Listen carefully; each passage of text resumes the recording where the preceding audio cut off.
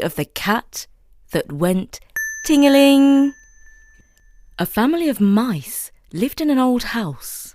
When I say a family, I mean a big family with lots of cousins and second cousins and third cousins, not to mention aunties and shanties and relations whose names I'm not even sure of.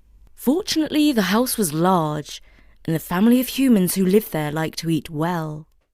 They were always well stocked with cheese, ham, crackers, granary bread, biscuits, apples, cakes, and lentils, pulses, and all the things that mice like to eat, just as much as humans do. At night there were plenty of delicious crumbs in the kitchen and dining room, just waiting to be picked up, because the family were lazy and only liked to sweep up in the morning. Well, the mice did some tidying up for them. Unfortunately, the family had bought a kitten the previous year, and now the kitten had grown up into a young cat about the house.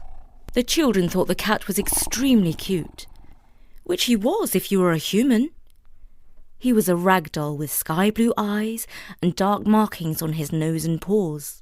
He was very friendly and cuddly to humans, and liked to play games like chasing a piece of wool.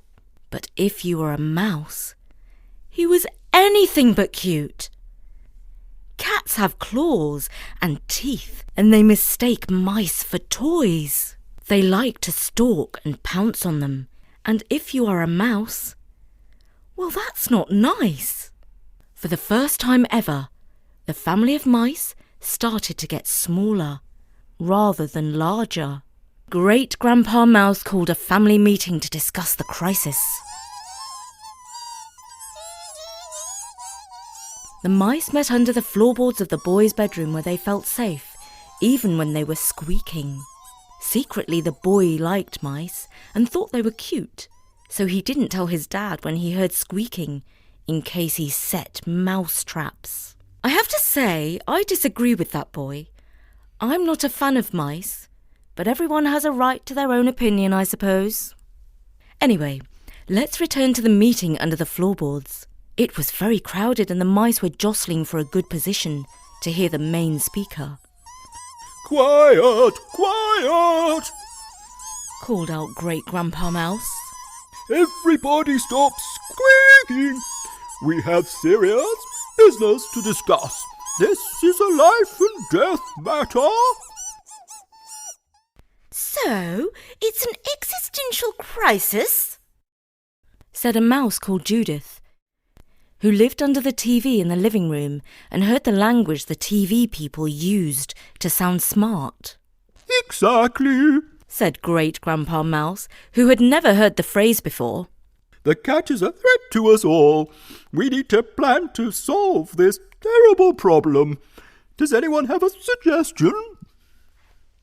"Let's move house," said a small brown mouse. "Oh yes, let's live by the seaside," chipped in another. "The sea is far away, and besides we might get eaten by a shark or pinched by the crabs, which is no better than becoming a cat snack." The mice squeaked for a while, but none of them came up with a solution. "Silence, silence," declared Grandpa Mouse. "You're all talking nonsense." "It's all noise and no signal," added Judith, the mouse who kept up with the news. At last, a young rodent called Jimmy piped up. "I know! Great Grandpa Mouse! Someone should tie a bell to the cat's tail.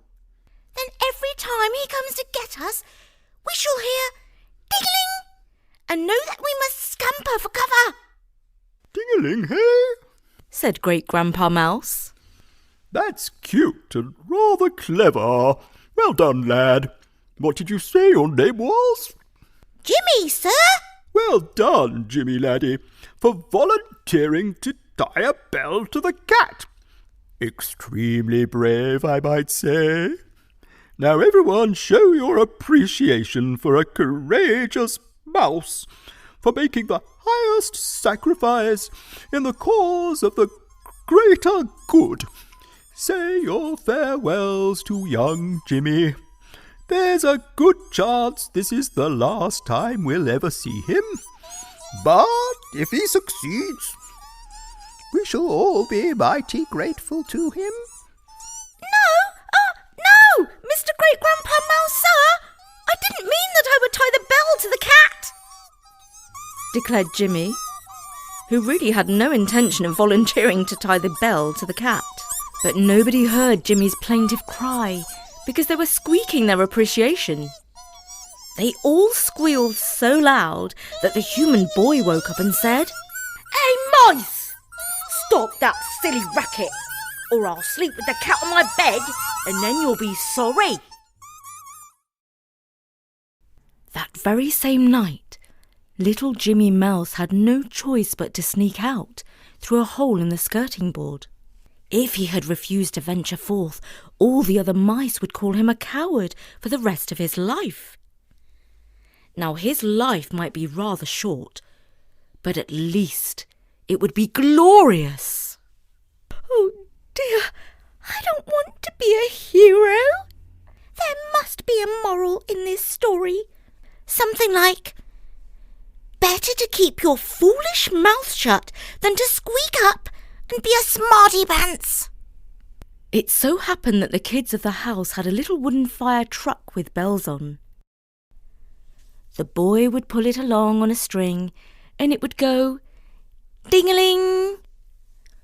You might never have seen one of those, but back in the days gone by, before the world became virtual, kids played with real toys.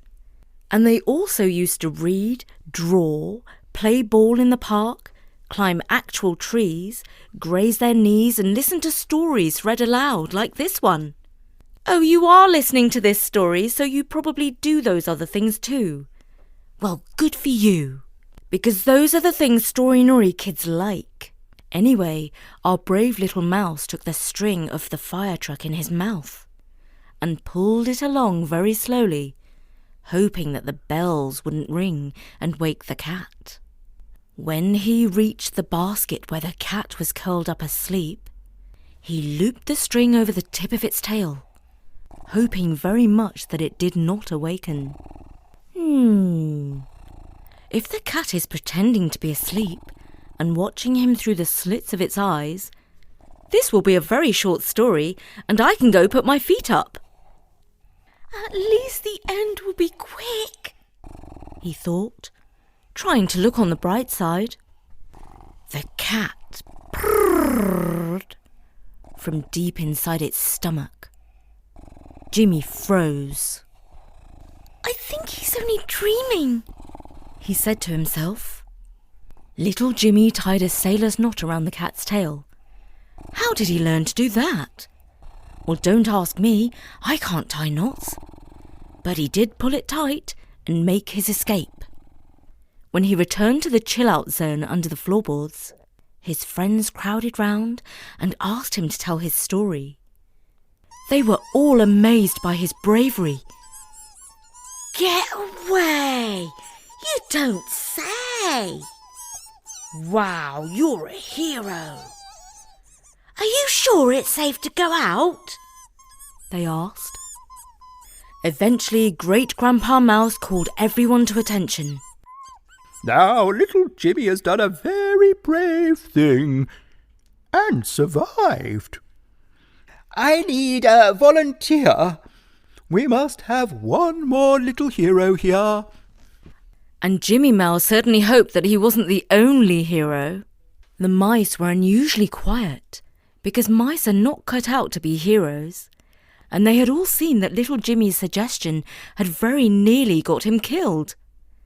But the silence didn't last long, because they soon heard a sound coming from above them. Ding-a-ling!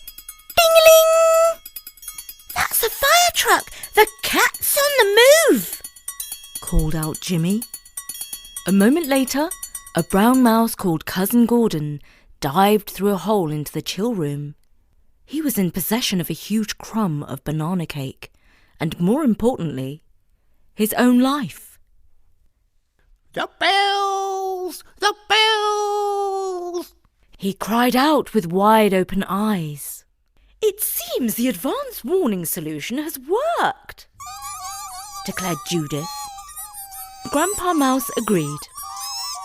Everyone squealed in delight so loud that they woke up Mum and Dad in the next room. We've been invaded by an army of mice, declared Mum, who shares my view of rodents.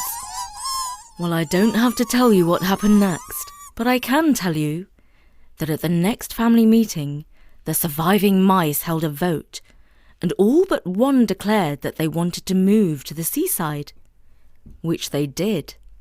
They found a nice cafe by the sea where they all lived very happily.